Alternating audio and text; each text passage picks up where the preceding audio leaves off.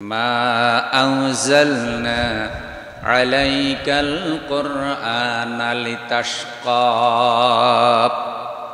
হে রাসূল, আমি তোমার উপরে কোরআন এজন্য অবতীর্ণ করিনি যে কোরআন আসার কারণে তুমি মুসিবতে পড়বে, তোমার মুসিবত হবে, তোমার অকল্যাণ হবে, এই জন্য আমি কোরআন নাজিল করি নাই। তাহলে আমাদেরকে এটা বিশ্বাস করতে হবে যে আমরাও কোরআন অনুসরণ করলে, কোরআন মানলে আমাদেরও কোনো মুসিবত অকল্যাণ পৃথিবীতে এবং আখিরাতে হওয়ার কোনো সম্ভাবনা নাই। এটা আপনারা কি বিশ্বাস করেন? হ্যাঁ। তাহলে রসুলের প্রেমে শুধু কয়েকটি দুরূদ শরীফ পড়লে হক আদায় হবে না, ওই যে কোরআন অনুসরণ করতে হবে। কোরআনুল কারীম কার কালাম? আল্লাহ রাব্বুল আলামিন বলেন, তানজিলাম মিম্মান খালাকাল আরদা ওয়াস সামাওয়াতিল উলা। এই কোরআন নাজিল করা হয়েছে সে মহান আল্লাহ পাকের পক্ষ থেকে, আল্লাহর তরফ থেকে, যিনি আসমান জমিন এ সুবিশাল সৃষ্টির একচ্ছত্র মালিক। বলেন সুবহানাল্লাহ। এই পুরা সৃষ্টি জগৎটার মালিকানা কার? আমরা কয়েকদিনের মুসাফির মাত্র। এই মুসাফির খানায় অতীতে বহু মানুষ এসেছে, তারা নিজেদেরকে মালিক মনে করেছে, আবার তারা চলে গিয়েছে। তা আমরাও এখন নিজেদেরকে কিছুটা মালিক মালিক মনে করি আর কি, যে মনে হয় আমাদের যাওয়া লাগবে না। কিন্তু আসলে আমরাও কি থাকতে পারবো না? থাকবেন কেবল কে? আল্লাহর ক্ষয় নাই, আল্লাহর ধ্বংস নাই, আল্লাহর মৃত্যু নাই, আল্লাহর কোনো দুর্বলতা নাই যেগুলি মানুষের আছে। আল্লাহ রাব্বুল আলামিন বলেন, লাহু মা ফিস সামাওয়াতি ওয়া মা ফিল আরদি ওয়া মা বাইনাহুমা ওয়া মা তাহতাস সারাব। তিনি যা কিছু আসমানে আছে, জমিনে আছে এবং এর মাঝখানে আছে, মাটির গর্ভে আছে, এসব কিছুর মালিক তিনি। এসব কিছুর মালিকানা তার, আল্লাহ তাআলা। সে আল্লাহ রাব্বুল আলামিন রাসূলের উপরে কোরআন নাজিল করেছেন, রাসূলকে রিসালাত দিয়েছেন। আমরা রাসূলকে মানি সে আল্লাহকে পাওয়ার জন্যই। আল্লাহকে যদি কেউ পেতে চায়, রাসূলকে মানা ছাড়া আল্লাহকে পাওয়া যাবে যাবে না।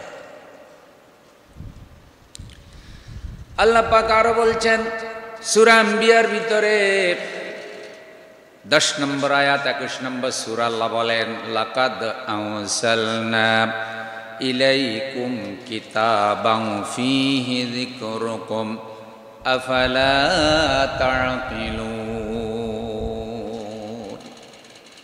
আমি তোমাদের নিকট অবতীর্ণ করেছি একখানা কিতাব, হে আমার বান্দারা, আমার রাসূলের উপরে নাজিল করেছি তোমাদের জন্য একখানা কিতাব। ফীহি যিকরুকুম, এই কিতাবের মধ্যে আছে তোমাদের আলোচনা, এই কোরআনে তোমাদের আলোচনা, তোমাদের কথা আছে। কিসে তোমাদের কল্যাণ, কিসে অকল্যাণ, কিভাবে তুমি নিজে চলবে, কিভাবে পরিবার চালাবে, কিভাবে সমাজ চালাবে, কিভাবে রাষ্ট্র চালাবে, কিভাবে অর্থনীতি চালাবে, কিভাবে রাজনীতি চালাবে, কিভাবে বিচার ব্যবস্থা চালাবে, কিভাবে শিক্ষা ব্যবস্থা চালাবে, কিভাবে মহিলারা চলবে, কিভাবে পুরুষরা চলবে, আন্তর্জাতিক নীতি কি হবে, ব্যবসা বাণিজ্যের নীতি কি হবে, মসজিদ কারা চালাবে, মসজিদ কমিটির যারা সদস্য হবে তাদের কোয়ালিটি কি হবে, এসব কথা কোরআনে আছে না নাই? ফীহি যিকরুকুম, আল্লাহ বলছেন এখানে আছে তোমাদের আলোচনা। আফালা তা'কিলুন, আফালা তা'কিলুন, তোমরা কি কোরআনটা বুঝার জন্য কোনো চেষ্টা করবে না? তোমরা কি কোরআন জানা বুঝার চেষ্টা করবে না? আফালা ইয়াতাদাব্বারুনাল কুরআন আম আলা কুলুবিন আকফালুহা। তারা কি কোরআন নিয়ে চিন্তা ভাবনা করে না? তারা কি কোরআন নিয়ে গবেষণা করে না, নাকি তাদের কলবের তালা বন্ধ? যারা কোরআন নিয়ে চিন্তা ভাবনা করে না তাদের কলবের তালা বন্ধ। কারণ কোরআন নিয়ে যে গবেষণা করবে না, কোরআন নিয়ে যে চিন্তা করবে না, কোরআন নিয়ে যে ফিকির করবে না, সে রাসূল সাল্লাল্লাহু আলাইহি সাল্লামকে চিনবে না, জানবে না, বুঝবে না, সে রাসূলের আদর্শের সাথে পরিচিত হতে পারবে না। কারণ কোরআনুল কারীম পুরাটাই হলো রাসূলের আদর্শ, রাসূলের জীবন কাহিনী।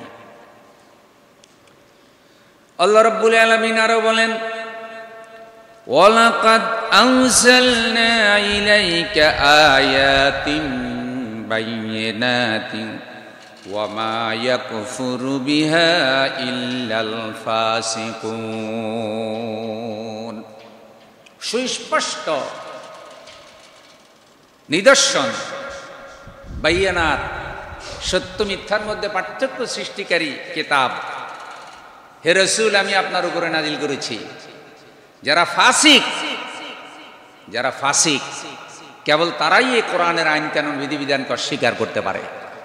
ফাসিক ছাড়া কোন আল্লাহ প্রেমিক, কোন নবী প্রেমিক, কোন নবীর আশেক, রাসূলের আশেক, আল্লাহকে ভালোবাসে, মুসলমান দাবি করে, ইমানদার দাবি করে, এমন কোন ব্যক্তি কোরআনের আইন কখনো অস্বীকার করতে পারে না। যে করে আল্লাহ তাকে বলছে ফাসিক। সুতরাং রসুলকে ভালোবাসে অথচ কোরআনের আইনের বিরোধিতা করে, এই ভালোবাসার কোনো দাম নাই, এই ভালোবাসার কোনো দাম নাই। এই জন্যে ভাই, রসুলের জীবনী জানতে হলে, বুঝতে হলে কোরআন পড়তে হবে, কোরআন জানতে হবে, কোরআন বুঝতে হবে। আমাদের সকলকে কোরআনুল কারীমের ছাত্র হতে হবে। মৃত্যু পর্যন্ত আমরা যেন কোরআনুল কারীমের ছাত্র হিসেবে আমাদের হায়াত কাটাতে পারি। আল্লাহ তৌফিক দান করুন।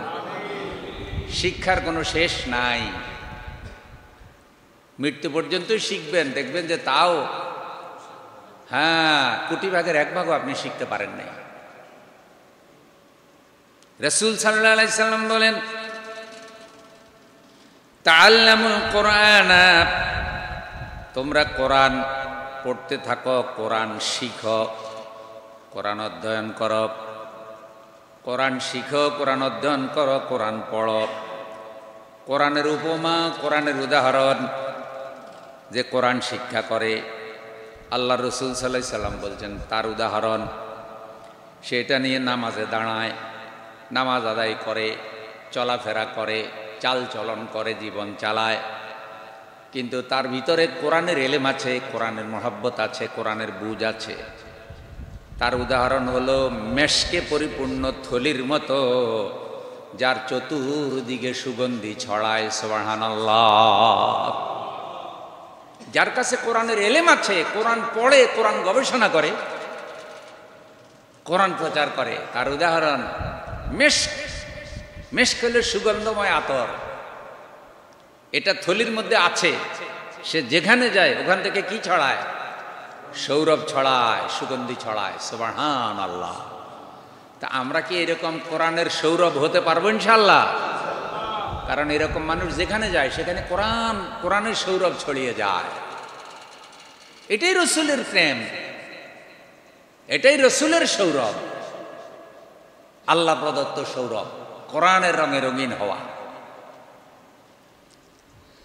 রসুল সাল্লাল্লাহু আলাইহি সাল্লাম আরো বলেন যে কোরআন শিক্ষা করে এবং কোরআনের এলেম তার কলবের মধ্যে নিয়ে রাত্রে সে ঘুমায়, তার উপমা হলো ওই মেশকে পরিপূর্ণ থলির মতো, যার ভিতরে মেশক আছে, সুগন্ধি আছে, ঢাকনাটা বন্ধ।